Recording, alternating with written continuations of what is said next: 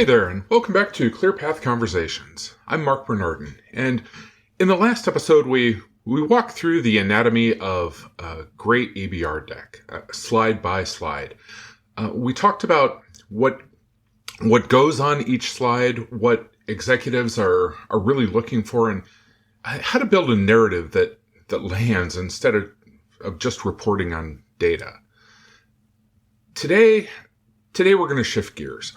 Because you can have the perfect deck, beautiful slides, compelling data, clear outcomes, and you can still fail to create the strategic impact that you're looking for if you don't know how to facilitate that conversation. And that's what we're talking about today. How to present like you belong in the room.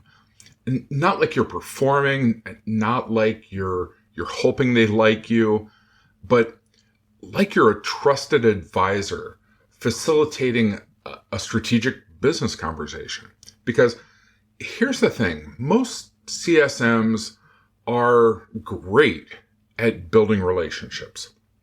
We're empathetic, we listen, we care, but when it comes time to stand in front of a group of executives and lead a strategic conversation, that's where the skill set, it shifts. And I get it.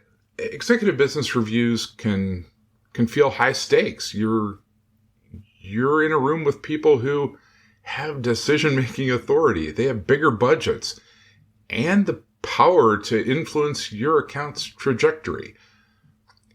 But here's what I've learned over hundreds of these conversations. You're not there to impress them. You're there to serve them. And when you shift your mindset from, please validate me, to, I'm here to help you make informed decisions, everything changes. So, let's talk about the framework that I use and that I teach other CSMs for running these conversations effectively. Before I get into the tactical pieces, let me share something that I see all the time when I'm coaching CSMs through their first few executive presentations. They focus entirely on building the perfect deck. And don't get me wrong, the deck matters, but what they miss is this. The deck is a tool to facilitate a conversation. It's not a script to narrate. I was working with a CSM one time, a smart person, great relationship builder. She knew her accounts inside and out. She was preparing for her first EBR with a healthcare CISO. And she'd built this beautiful 18-slide deck. Charts, graphs, usage metrics, security incident trends. Really solid work. I asked her, walk me through how you're planning to run the meeting. And she said, well, I'll start with slide 1 and go through each slide and then open it up for questions at the end. Whew. That's when I knew we had work to do. Because here's what happens when you present that way. You talk at executives for 45 minutes, and they either zone out or start checking their phones. And when you finally ask if they have any questions at the end, you get awkward silence or superficial questions that really don't move anything forward. So I walked her through a different approach. Instead of presenting at the executive, we restructured the meeting to facilitate a strategic conversation with them. The EBR went from 18 slides down to 8. We built pause points after every major section. We opened with a discovery confirmation instead of diving straight into metrics. And most importantly, we shifted our mindset from presenter to facilitator. The meeting, Meeting was a success. Not because the deck was perfect, but because the CISO felt heard and felt engaged in the conversation and also walked away with clear next steps. That's the shift I want you to make. And it starts with understanding the difference between presenting and facilitating. A presenter shows up with a script and they stick to it. A facilitator shows up with a structure and they can adapt based on the room. A presenter talks for 60 minutes and opens it up for questions at the end. Now, a facilitator pauses every maybe 5 to 7 minutes and checks for alignment. A presenter defends their slides when they're challenged. A facilitator welcomes that challenge and also explores those challenges with the group. Now, that distinction between presenter versus facilitator is foundational to everything else that we're going to cover today. And it's also the mental shift that's outlined in Chapter 6 of the Executive Business Review Playbook, where I break down exactly what it means to guide a strategic conversation rather than just deliver information. So let's talk about the mechanics of facilitating effectively. First, your opening sets the tone for everything that follows. Most CSMs will start an EBR like this. Thanks to everyone for being here. Today we're going to review usage, talk about some wins, and discuss next steps. That's fine. It's professional, but it's also generic, and it doesn't establish you as a strategic facilitator. Here's how I open all of my EBRs. Thanks for making time for this. Before we dive in, I want to make sure we're aligned on what matters most to you right now. Based on the discovery input you provided, we know your top priorities are reducing vendor sprawl and improving ROI visibility. Does that still hold, or has something shifted? Do you see the difference? The first opening is polite but passive. The second opening is intentional and strategic. You're immediately signaling that this conversation is about their priorities, not your agenda. And you're giving them permission to redirect it if something's changed since you last connected. That one move, starting with alignment instead of diving straight into your slides, changes the entire dynamic of the meeting. And by the way, if you're wondering where that discovery input comes from, I teach a lightweight pre-EBR discovery process in the playbook. It's a simple questionnaire you send 2 to 3 weeks before the meeting to understand what executives actually care about. That discovery shapes everything. Your deck structure, your talking points, your recommendations. Now, second, build strategic pauses into your delivery. I know you got ground to cover. I know there's a temptation to just power through your content to make sure you hit everything. But don't. Executives don't need you to rush. They need you to be clear. And clarity requires space. So here's what I do. I facilitate one section and then pause and say, before we move on, does this align with how you're seeing things? That pause is critical because it gives them permission to interrupt, to ask questions, to challenge your assumptions. And when they do that, that's when the real conversation happens. I've facilitated EBRs where we spent 20 minutes on the second slide because the CFO wanted to dig into a particular metric. And that was fine because that 20-minute conversation delivered more value than the remaining slides combined. So slow down, build in pauses, and treat questions and objections as signals of engagement, not interruptions. And third, translate everything into their language. One of the fastest ways to lose credibility in an EBR is to use jargon that doesn't resonate with the people in the room. If you're talking to a CFO, you need to speak their language. ROI, cost avoidance, budget allocation, risk mitigation. If you're talking to a COO, you're talking about efficiency, throughput, scalability, operational risk.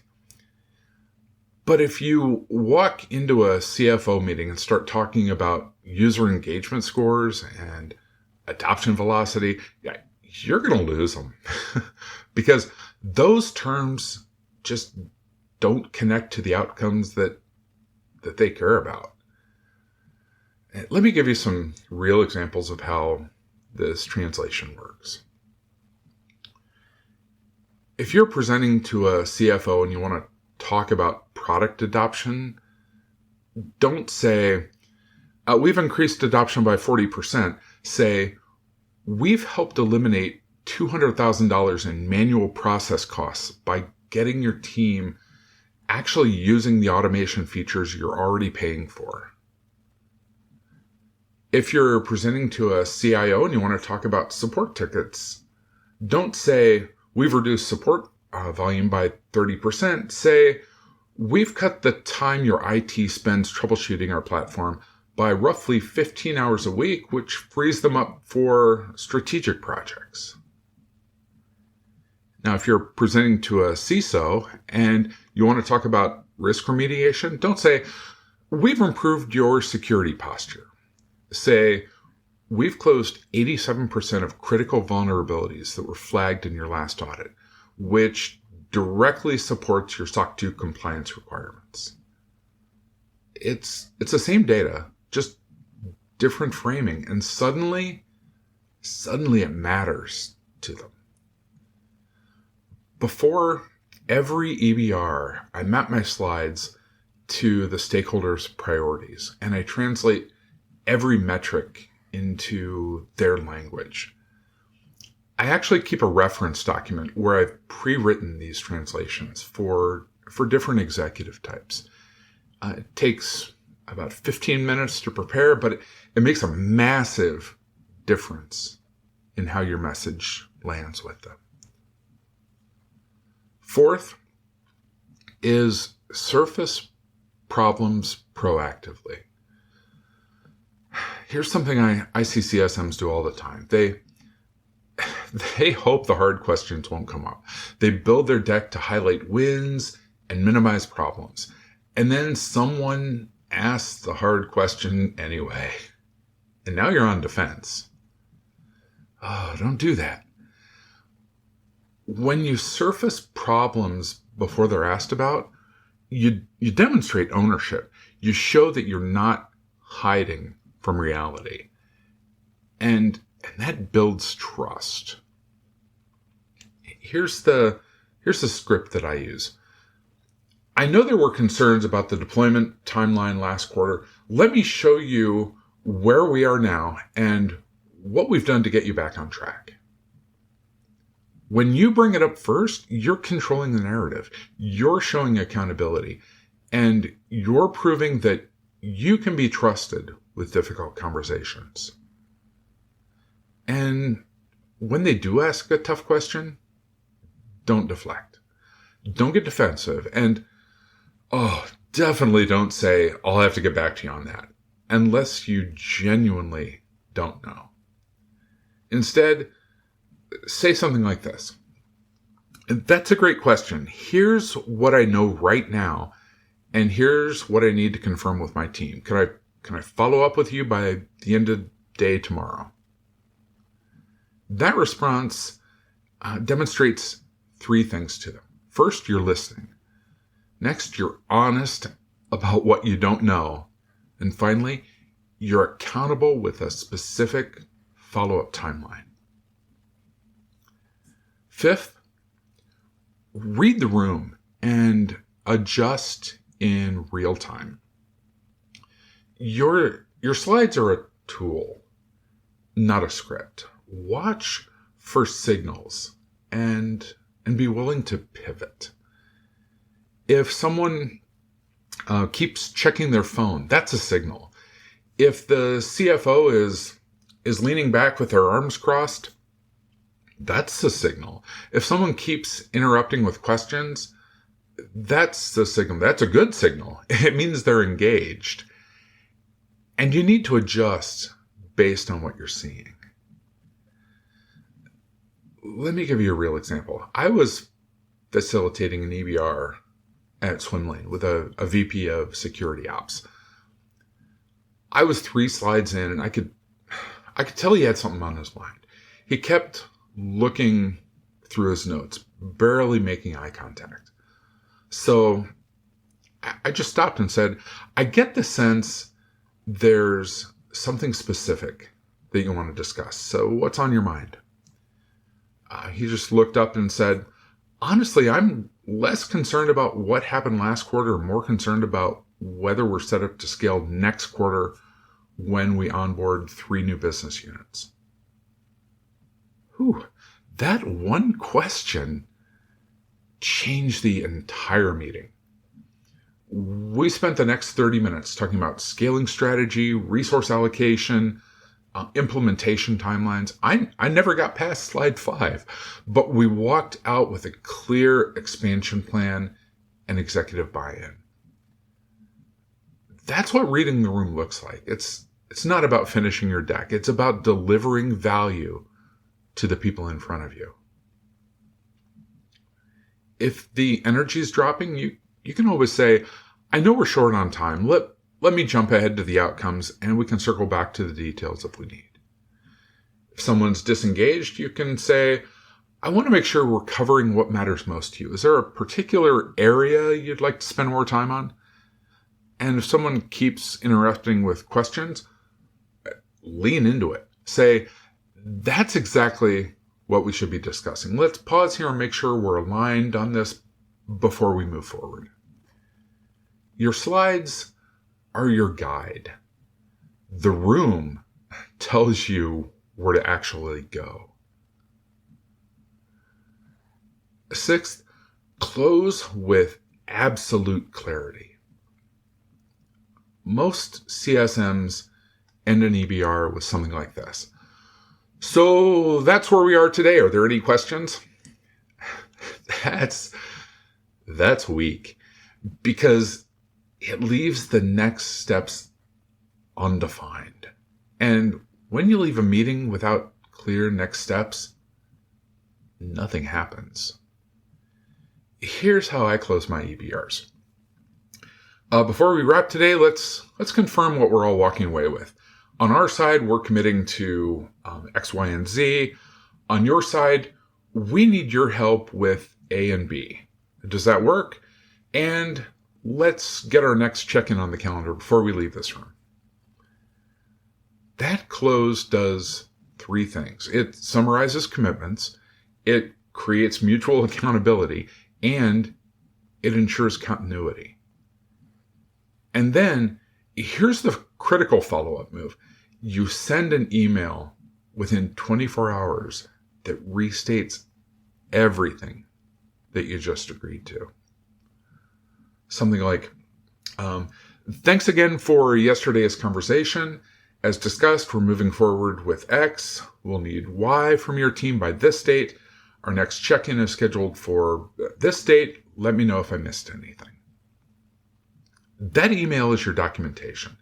It's your accountability mechanism. And if something falls apart later, you've got evidence that everyone was aligned. Now, let me address something that comes up when I coach CSMs through this framework, and that's preparation. The CSMs who facilitate the best EBRs aren't naturally charismatic. They're systematically prepared. Here's what I do before every high-stakes customer meeting. I practice my opening and closing out loud. Not in my head, out loud. I stand here in my office and I say the exact words that I'm going to use. It sounds silly, but when you've rehearsed it, your brain doesn't have to work as hard in the moment. I map each slide to the stakeholders' priorities, and I translate the metrics into their language. I identify 3 to 5 hardest questions that I might face, and I prepare some responses for those. I surface any problems proactively in my deck so that I'm not caught off guard. I confirm who's going to be in the room and what their current priorities are. And I build pause points into my flow. So I'm facilitating and not lecturing. That preparation is what allows me to walk into a room with a Fortune 100 CISO and facilitate a strategic conversation with confidence. It's not charisma, it's process. And one more thing about preparation. I've learned to use the first few minutes of the meeting as kind of a settling period. Instead of diving straight into the strategic content, I use that time for just some light rapport building. How's everyone's day going so far? Quick introductions if anyone's new to these calls. That gives everyone, including myself, time to get comfortable before we dive into the business conversation. So let me give you a real example of how all of this comes together. At Palo Alto Networks, I was managing a huge financial services customer, major account, high visibility, and we were coming up on their annual business review with a CISO, CIO, and their CFO. The stakes were high because we were really hoping to expand into 2 additional business units, but there'd been some friction over the past few months. We had an incident that had taken longer to resolve than promised, a roadmap feature they've been asking about, kept getting delayed, but here's the key. We'd already fixed both of those issues before the EBR. The bugs were resolved, the roadmap timeline had been adjusted. Now we needed to rebuild trust and demonstrate that we'd learned from the experience. So I knew this EBR had to be strategically facilitated. I spent 2 days preparing. I built the deck, I ran it by the sales team, ran it by my manager, I practiced my opening. I anticipated every hard question I could think of. And most importantly, I built the problem acknowledgement right into my opening. So the day of the meeting, I walked in, got Zoom set up, started with this. Thanks for carving out time today. Before we get into slides, I want to acknowledge something up front. I know the last quarter wasn't perfect. The incident took longer to resolve than we wanted, and I know you're frustrated about the roadmap delay. We've since resolved both issues, and before we talk about what's next, I want to show you what we've learned and what we've changed to make sure that this doesn't happen again. The CISO looked at me and said, I appreciate that. Let's hear it. And for the next 10 minutes, we had a real conversation about what went wrong, what we changed internally, and how we were adjusting the roadmap approach going forward.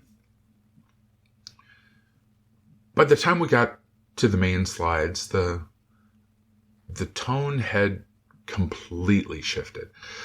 Because I'd acknowledged that elephant in the room right up front, I hadn't tried to pretend everything was great. I'd been honest about the problems and also transparent about the solutions. And that honesty rebuilt trust with them. We ended up getting approval for the expansion, not because the deck was perfect. It wasn't. But because they believed I was being straight with them and that we had our act together going forward. That's what facilitating like you belong in the room looks like. It's not about polish. It's not about perfection. It's about strategic preparation, honest communication, and the ability to guide a conversation that derives real business outcomes.